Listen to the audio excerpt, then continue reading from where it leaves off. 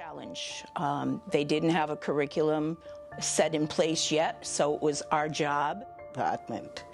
There I work with Mrs. Jones and Mr. Spring. There is a philosophy behind that, so that they grow up to want to stand on their own 2 feet. Valentine lunch. This lunch catered to our students, it catered friends, colleagues, and there I worked with Melissa. Quite a nice calling, with an insistent front runner like Mr. James Wood. Show last year, well, the year before COVID, and then we... English education. So in terms of the MAC, what started in a modest way blossomed. Congratulations to you, Madam Principal, and your staff on this, the 45th birthday of the MAC. Congratulations also for the steady progress that you have achieved. You have done a lot by God's grace, and I have no doubt that you will continue to grow from strength to strength. And congratulations now to the students of the MAC. Happy birthday to all of you. Madam Principal, you have been anxious for a long time in trying to find out from me why I named the school the MAC. I'm going to let you now into the secret. The word MAC is an English word, but very seldom used. I named the school Methodist Agogic Center. The reason for that is that I had often spoken with Professor Prince of Holland, and he wanted to know what I was going to name the MAC. And he's the one who told me, you know, in Holland it is Agog, different word, little addition, and it is used by a ship of the Navy which goes in front of the other ships in order to secure the path, as it were, to ensure that it is safe for the Navy to follow. And he said, why don't you think in terms of Agogic Center, Methodist Agogic Center? That when I agreed with completely. I agreed with that thought because it is setting the stage of what it is hoped to achieve. It is to lead the way. In English, the word simply means leader, and it is meant to lead the way so that others following might be safe. I think that that's quite fitting for this school, called not to be just another school, but to be one which is going to pilot the way for the future generation. I trust that every student of the MAC will remember that he or she is called to lead the way so that others may follow, called to be leaders. And that, of course, also reminds us of our Christian duty. We are called not just to be followers, but to be followers of Jesus, who came in order to pave the way for us to live righteous lives. And so if our future is to be a profitable future, it depends both on you, the teachers, as well as you, the scholars. Use the time wisely in order to build up the resources which will enable you to be the leaders of tomorrow. God bless you.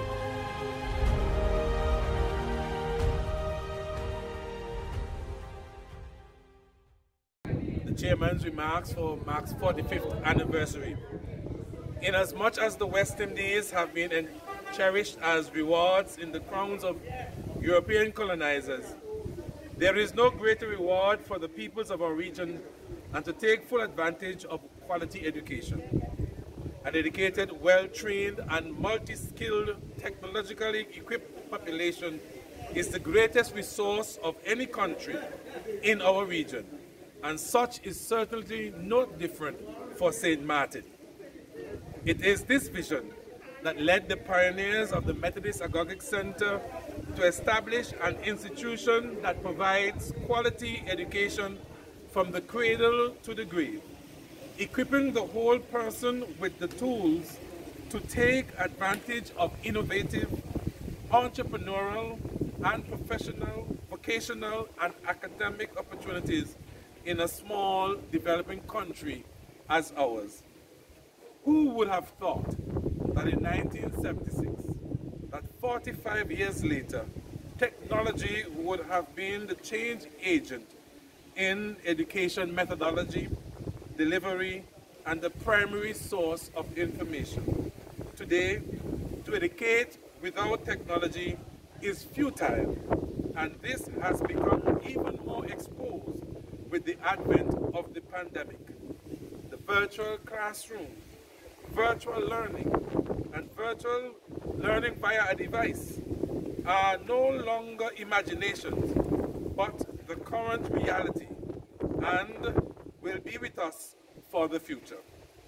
The Methodist Church, the board, the executive director, the management teams, teachers, administrative and ancillary staff are committed to ensuring that this noble institution continues to provide cutting-edge information, training, and skills, thereby embracing diversity, challenging minds, while unfolding new realities.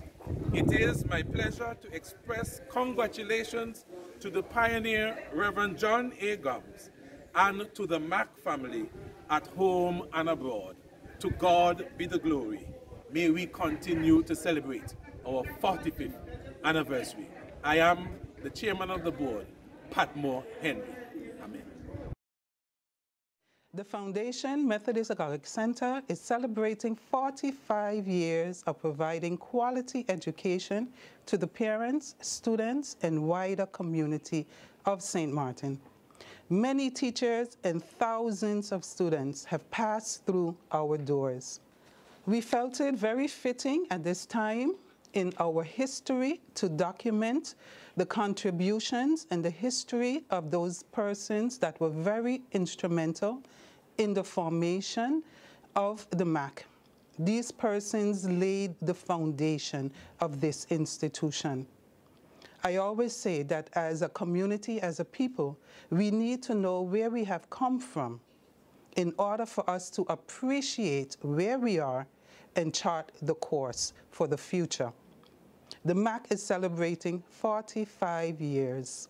All of the persons in this documentary have contributed in one way or another, and for that we are truly thankful. We truly appreciate every contribution that has been made over the years. A great big thank you, thank you, thank you.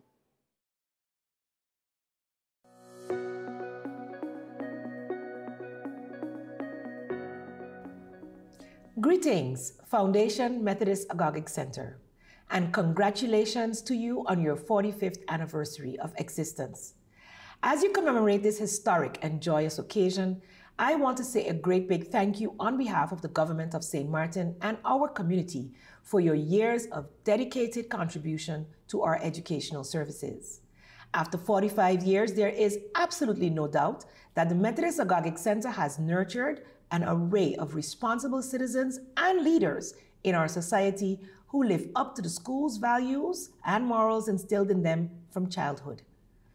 And so I extend my congratulations to all teachers, parents, students, alumni, as well as the foundation itself, its board members, and all those within the church community as well, as the MAC schools continue to strive for excellence and face all the challenges that may lie ahead under the theme, Embracing Diversity, Challenging Minds During the Unfolding of the New Realities.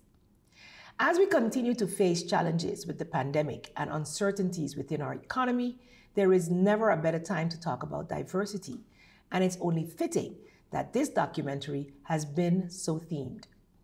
The education system on the island has evolved from humble beginnings, and the MAC has played a great role in that.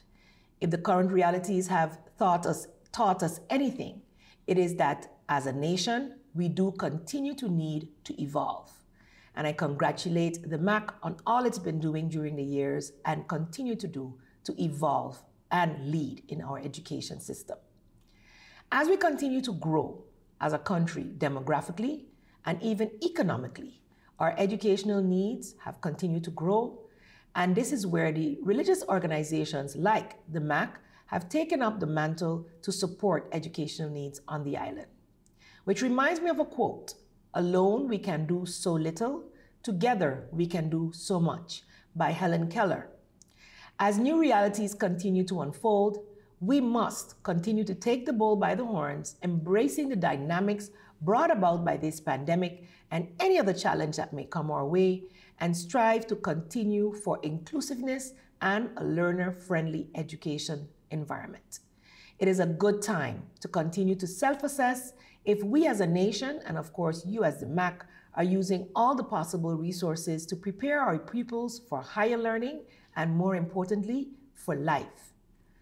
Again, I take this time to congratulate all the school leaders, management, staff, the foundation itself, teachers, alumni, and parents for your dedication to the MAC over all these many years. 45 is indeed a milestone.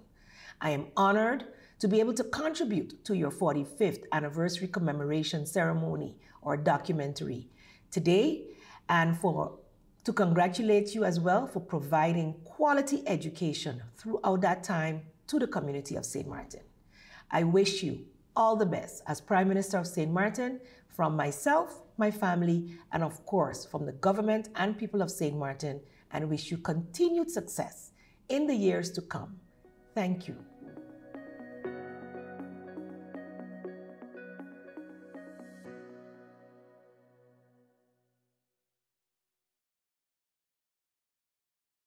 My name is Lloyd Brissett, retired Methodist minister. And I have been invited to reminisce about my association with the Methodist Agogic Center, commonly known as the MAC.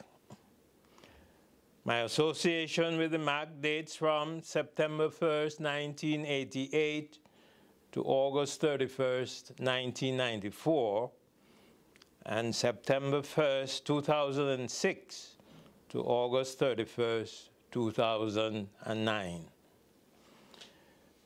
When I served during that period, I served as chairman of the school board. It is the practice in the St. Martin circuits of the Methodist Church that the minister appointed as superintendent of the circuit automatically serves as chairman of the MAC school board. Following my superannuation or retirement from the active service of the Methodist Church in 2009, I have been serving ever since as a member of the MAC school board. The Methodist Agogic Center was officially established in 1976 under the dynamic, charismatic, and creative leadership of the Reverend John A. Gumbs, one of our Methodist ministers, during his tenure as superintendent of the St. Martin Circuit. At the time, establishing a school with an English curriculum in a Dutch island was a groundbreaking and challenging undertaking, but which gained popular support because St. Martin had recently launched out into tourism and developed into a popular tourist resort, and as a result was experiencing an influx of people from the English-speaking territories flocking here to seek employment and better themselves. Such persons were overjoyed that their children could have an English education here. The opportunity was also greatly appreciated and utilized by members from the Indian community who wanted their children to get an English education. So in terms of the MAC, what started in a modest way blossomed into a progressive, ever-expanding institution of learning. The MAC School proved to be a trailblazer because other denominational and governmental schools soon adopted many of its policies. The MAC from the beginning and throughout its history has been fortunate to have had board members, directors, teaching staff, administrating staff, and ancillary staff members who have had great potential, excellent skills, and unswerving dedication, and have combined to produce quality education for the children of St. Martin. On reflection, the MAC owes an undying gratitude to, among others, Reverend John A. Gums, founder, Mr. Vance James Jr., co-founder and advisor, Mr. Camille Bailey, project director from 1976 to 1977, Mrs. Neva Edwards, project leader from 1976 to 1978, Mrs. Monica Stimson, project leader from 1978 to 1992, Mrs. Myrtle Daly Gaynor, project leader from 1982 to 1983, Mrs. Josiane Fleming Artson, principal from 1983 to 1991, and executive director from 1991 to 1999. Mr. Clinton Spring, executive director from 1999 to 2013. And Ms. Rose M. Hughes Coram, executive director from 2013 to the present time.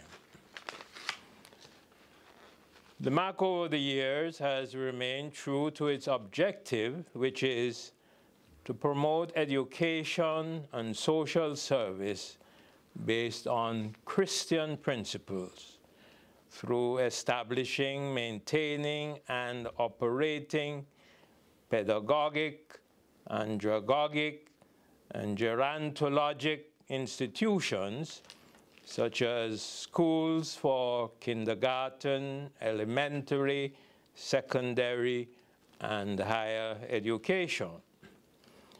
The vision also extends to establishing creches, daycare centers, homes for underprivileged children, boarding schools, homes for the aged, rehabilitation centers, etc. MAC's goal is to help children and young people to acquire the moral, social, spiritual, and intellectual skills they need to become successful, happy, and valued citizens of St. Martin and the world. I feel honored to have served as chairman of the board of the Methodist Agogic Center for 9 years and a member of the board for almost 12 years. During my tenure as chairman of the board, there were many challenges to be faced, and many important issues to be dealt with. One significant and unforgettable achievement was the establishing of a second campus, the Brawler-Maillard campus. At one time, there was only one campus in Betty's Estate. As the student population boomed and expanded, it became an urgent need to acquire land and establish another campus. Fortunately, the estate at St. John's had started to sell lots. The late Vance James Jr. learned of this and brought it to my attention. Working together, we were able to negotiate on behalf of the church and purchase the property on which the Brawler-Maillard campus now stands. And the deed for the property was signed by myself as superintendent and Vance James Jr. as circuit steward. So as the MAC celebrates its 45th anniversary, having recently launched out into secondary education, I personally extend heartiest congratulations. May all who direct its affairs continually strive after excellence, conscious that the sky is the limit. May the MAC be true to its vision to give every pupil the opportunity to be the best he or she can be, whatever his or her talent or background. And may the MAC maintain its mission to provide total development of the individual from the cradle to the grave. And I thank you. I greet you as I send words of congratulations on this 45th anniversary to the founder of the Methodist Agogic Center and to the Methodist Church and the MAC schools. These greetings are coming from a founding member who later became a member of the teaching staff in 1982, and I was known as Teacher Joyce Bell. I do remember the day we signed the document granting the Methodist Church permission to operate a primary school that would use English as the language of instruction. At the end, we cheerfully took a picture on the steps of the Methodist Manse in Phillipsburg.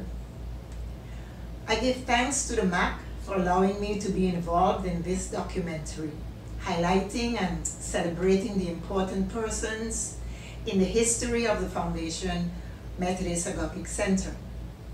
The Lord gave to us in St. Martin a great man in the person of Reverend John Gomes. Reverend John Gomes knew of the main mission of the Methodist Church to spread scriptural holiness throughout the land and to reform the nation.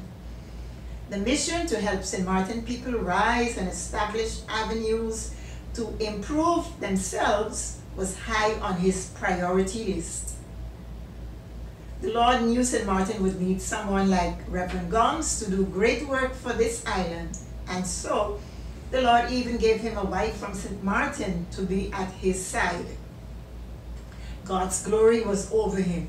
He was positioned where he would meet people in the right places who could help him propel his ideas. Reverend John Gomes saw the need to have the English language, the mother tongue of more than 90% of the school population then, spoken and taught in the school. His vision was to give every pupil the opportunity to be the best he or she could be by raising the standards of achievement at all levels. In the 1970s, Reverend Gomes involved the young, freshly educated minds of the Methodist congregations to help with the planning. The dilemma of forsaking the Dutch language in which one had just completed one's studies was real in the minds and could have been the reason why some teachers did not join the staff at onset. The foundation was designed to foster human development throughout the stages of life. The aim was not to only operate a primary school, but to proceed on to secondary and tertiary levels, and to provide the elderly with an environment that would enhance their lives up to their end. The slogan, "From the cradle to the grave," adequately reflects what the intention was and still is. During my time at the Methodist Agog Center, I took much pride in carrying out my task as a teacher for the Dutch language. Teaching the Dutch language had to be part of the school's curriculum. It was a heavy task, teaching in all the grades, preparing the lesson plans, checking the students' work and the next day's assignments, keeping records, doing evaluations and tests, and preparing next day's assignments, introducing new topics and its vocabulary. These were just some of the items in the teacher's plan book daily. Preparing the Dutch lessons so the students would be able to follow and not need a translation in class was challenging and pleasurable. As students went on to a higher level, they were able to go further in the Dutch language at their secondary school. I ask the Lord to continue to protect you, Reverend Gums, and to preserve your life. Proceed, great man. May you hear much joy and gladness on this day of celebration. I give you praise, for you have lifted our Methodist Church on St. Martin. You have helped to raise the standards of education in St. Martin. Your vision has helped immensely to bring light to our people. May your vision live on for the Methodist Agog Center and the Methodist Church. Let us shout for joy for Reverend Gums. It all began in 1980. I had left the Milton Peters College as a teacher in music and English, and I started my own thing. I had a business on Back Street.